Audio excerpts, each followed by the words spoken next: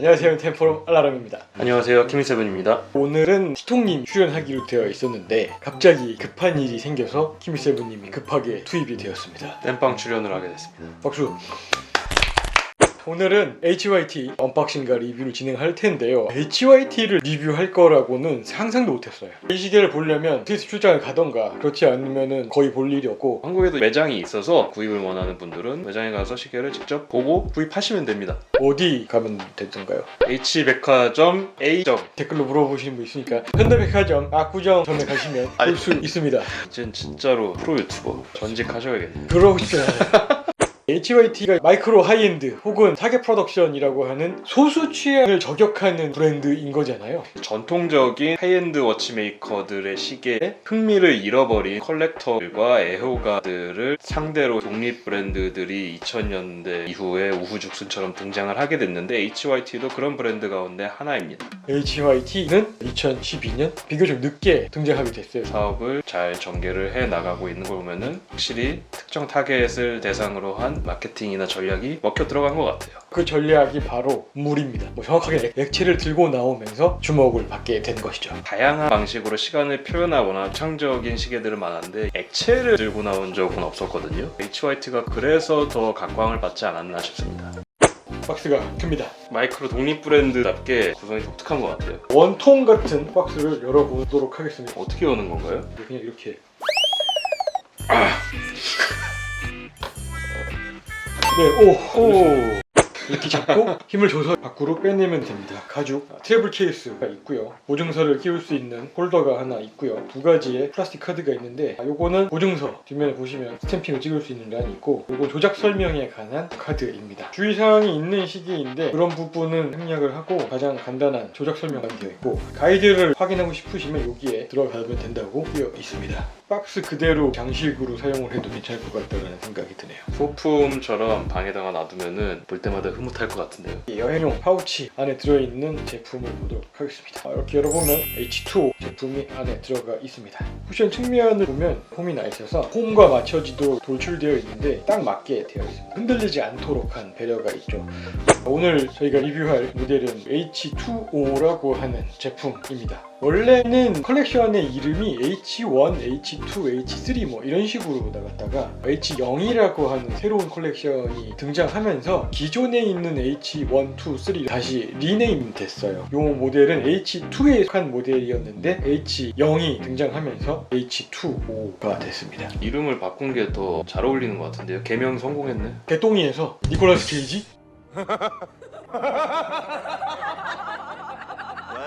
베젤이나 니들 케이스나 이런 것들이 없고 도명 유리가 시계를 아예 덮고 있는 형태입니다. 글라스가 케이스의 상당 부분을 차지하는 구조이고 일반적인 형태로도 없습니다. 스트랩을 케이스 안에 삽입을 해놓은 구조네요. H0이 나오면서 H1, H2 모델이 이렇게 변경이 되었고, H3 같은 경우에는 직사각형 형태의 시계였고, H4는 일반적인 러그를 가지고 있는 모델입니다. 시계의 콘셉트나 테마를 생각해 봤을 때는 오히려 이런 전위적인 형태의 디자인이 어울리지 않나라는 생각이 듭니다. 다이얼 바깥쪽에는 원형 튜브가 있고요. 튜브 안에 색이 들어가 있는 액체 하나와 투명한 액체 하나가 들어가 있고, 벨로즈가 압을 조절해서 액체를 이동시키는 방식입니다. 액체가 곧 시침, 일반적인 바늘이 분침이죠. 시간과 분을 표시하기 위해서 기본이 되는 것은 기계식 무브먼트, 액체를 이용을 해서 시간을 표시하는 거다 보니까 그에 따라 문제점들이 분명히 있을 거 아니에요. 액체는 온도나 압력에 따라서 부피가 바뀌는 결점인 거죠. 이것을 다루기 위해서 캐필러리 튜브 내부에 코팅을 하도록 되어 있고요. 두 개의 액체는 절대 섞이지 않아야 되기 때문에 액체 간의 분자가 서로 밀어내도록 연구를 했다고 합니다. 갑자기 더워지는 지역에 갔을 때 액체가 팽창하는 현상이 있기 때문에 그때는 벨로즈가 팽창한 액체 일부를 잠깐 가지고 있다가 온도가 내려가면 되돌리는 방식을 이용을 해서 시간 표시에 문제가 없도록 만들었다고 얘기를 들었습니다.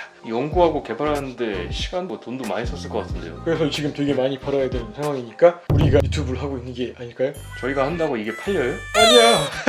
6시 방향에 있는 V자 모양의 스프링 같은 부품이 바로 벨로즈입니다. 굉장히 입체적인 구조를 가지고 있네요. 일반적인 무브먼트와는 완전히 다른 디자인이고 부품들을 최대한 앞쪽으로 끌어내다 보니까 뭐 볼거리가 상당히 많아서 착용하는 사람 입장에서는 매일매일 즐거운 경험이 될 것 같아요. 무브먼트 피니싱도 잘 한 것 같고 케이스 컬러와 맞춰서 무브먼트의 톤도 어둡게 처리를 했습니다. 플레이트는 어두운 그레이를 사용을 했고 그 이외의 밸런스를 포함한 벨로즈 같은 부품들은 은빛을 띠고 있습니다. 인디케이터나 C 분침 같은 것은 색상을 넣어서 좀 더 뚜렷하게 보일 수 있도록 처리를 했네요. 디자인이나 무브먼트 형태에 어느 정도 차이는 있지만 HYT의 모든 시계들은 캐필러리 튜브와 벨로즈 그리고 액체를 이용한 시간 표시 방식을 따르고 있습니다. 케이스 지름이 굉장히 크죠? 지름이 51mm나 된다고 하더라고요. 케이스에서 바로 스트랩으로 연결되어서 실제로 손목 위에 올렸을 때는 45mm 정도의 시계를 얹은 것 같은 느낌이 듭니다. 실제 스펙상의 크기보다는 작아 보이긴 합니다. 위로 많이 솟아올라 있다라는 느낌은 들지만 옆으로 펑퍼짐한 않은 느낌까지는 들지 않습니다. 인덱스가 측면에 있어요. 시간을 보려면은 시간 살짝 비틀어야 돼요. 시계를 이렇게. 보는 법에 익숙해지면은 비틀지 않고 액체의 위치만으로도 시간을 확인을 할 수가 있는데 그렇게 되기까지 시간이 좀 걸린다는 거죠. 근데 함정이 하나 있죠. 인덱스의 위치가 우리가 알고 있는 위치가 아니에요. 벨로즈와 캐필러리 튜브 때문에 인덱스들이 살짝 12시 쪽으로 치우쳐져 있어요. 간격이 좀 좁아요. 여기가 6시라고 보시면 됩니다. 6시가 넓게 분포가 돼 있죠. 여기도 6시입니다. 정확하게 말씀드리면 5시 59분, 여기는 6시 1분. 그럼 6시는 HIT의 컨셉 자체가 평범함을 거부하는 시계이기 때문에 이상한 거다라고 말하기에도 좀 그럴 것 같아요. 근데 사실 이 시계가 시간을 정확하게 확인하려고 차는 시계는 아니잖아요. 독특한 시계를 원하시는 분들이 찾는 시계다 보니까 6시 방향에 6시 인덱스가 없나요? 라고 하는 건 말도 안 되는 질문 같은 거죠. 분침도 그것에 맞게 이동되는 거죠. 인덱스 하나당 5분 단위라고 보시면 돼요. 30분이 될 때 분침이 점핑을 합니다. 여기에 30분이라고 표시가 되어 있고 여기에도 30분이라고 표시되어 있는데 아까 말씀드린 6시와 똑같은 이유입니다. 지금 시간이 2시 25분입니다. 파란색 액체가 가리키고 있는 부분과 바깥쪽에 있는 인덱스를 매칭시켜서 시간을 읽으면 되는 것이고 10시 방향에 있는 인디케이터가 있는데 이게 뭔지 아세요? 더머 인디케이터, 온도 인디케이터인데 파란색인 경우에는 섭씨 15도 이하, 바늘이 흰색을 가리킬 때는 섭씨 15도 이상일 때를 의미한다고 합니다. 서머 인디케이터가 하얀색 끝부분을 가리키고 있는 거 봐서는 지금 촬영하고 있는 이 장소가 15도를 훨씬 넘어서 기온을 가지고 있다고 확인할 수 있을 것 같네요. 만약에 엄청나게 더운 지방에 가면 어떻게 되는 걸까요? 아니면 극지방에 간다거나? 저도 굉장히 궁금합니다. 고장나는 건가요? HYT 본사분들이 이 영상을 보시게 되면 저희가 실험을 하기 위해 지원을 해주셨으면 하는 마음이 있어요. 극지방 테스트를 하기 위해서 그린란드 가보고 싶고요. 적도 기니를 한번 가보고 싶습니다. 냉동 찾고 가라고 하는 거 아니에요? 아니 그런 말 하지 마. 그런 말 하면은 배럴이 2개네요. 왼쪽에 있는 배럴은 로우라고 표시가 되어 있고 오른쪽에 있는 배럴은 하이라고 표시가 되어 있는데 화살표 모양이 양쪽이 좀 달라요. 로우는 화살표가 바깥을 향하고 있고 하이는 안쪽을 향하고 있는. 태엽이 안 감겨 있을 때는 늘어나 있으니까 로우가 가리키는 화살표 방향 쪽으로 가까워진다. 와인딩이 아직 안 되어 있다. 많이 감으면은 메인 스프링이 수축되듯이 줄어드니까 와인딩이 많이 되어 있는 상태다. 실질적인 인디케이터 역할은 없는 거잖아요. 그냥 대충 보고 판단하세요. 상당히 아날로그적이에요. 이거 이해하는데 오래 걸렸어요. 손쉬운 방식의 파워리저브 인디케이터가 케이스백에 배치되어 있군요. 조작을 해보도록 할 텐데요. 뉴트럴 상태에서는 크라운을 돌려도 저항이나 조작감을 느끼실 수가 없습니다. 일반적인 시계에서는 포지션 0이라고 해서 와인딩이 되는 포지션인데 이 모델은 그렇지 않습니다. 한 칸 당기면 인디케이터가 R로 향하면서 와인딩을 해보면 태엽의 토크가 좀 강한 것 같다라는 생각이 듭니다. 벨로즈도 작동해야 되고 하다 보니까 강한 힘의 메인 스프링을 사용한 것 같고요. 이 시계가 파워 리저브가 192시간이잖아요. 수밖에 감는데 없겠네요. 또 한참 걸릴 것 같고 크라운을 잡을 수 있는 면적이 많지 않아서 힘을 주고 감기가 조금 불편했어요. 파워리저브가 192시간이다 보니까 자주 감을 일은 없어서 일주일에 한 네. 번만 고통을 받으면 될 것 같습니다. 레치 틸과 클릭이 지금 닿으면서 귀여운 소리가 나는군요. 실시간으로 파워 리저브가 채워지는 것을 확인할 수 있네요. 와인딩을 하니까 메인 스프링이 중앙으로 모이면서 촘촘해지는 게 보이네요. 한 칸을 더 뽑으면 H로 갑니다. 이것도 불어죠. 불어도 되고 영어도 되겠죠? 아워, 불어는요? 보이요. 제2외국어 독일어여서 불어에 약해요. 저도 1어였어요. 아 그래서 AV 배우 그렇게 잘하는구나. 이렇게 돌리면 액체도 따라서 전진하고 분침은 30분 넘어갈 때 들어갑니다. 이거 계속 감아도 되는 거죠? 고장 나면 아시죠? 몰라요 이제. 지금 퉁 하는 느낌이 들더니 액체가 역행하기 시작했습니다. 기다리는 재미도 좀 있네요. 이렇게 움직이는 거 보고 있으니까. 액체가 갔다가 돌아오는데 1분 정도 걸린다고 해요.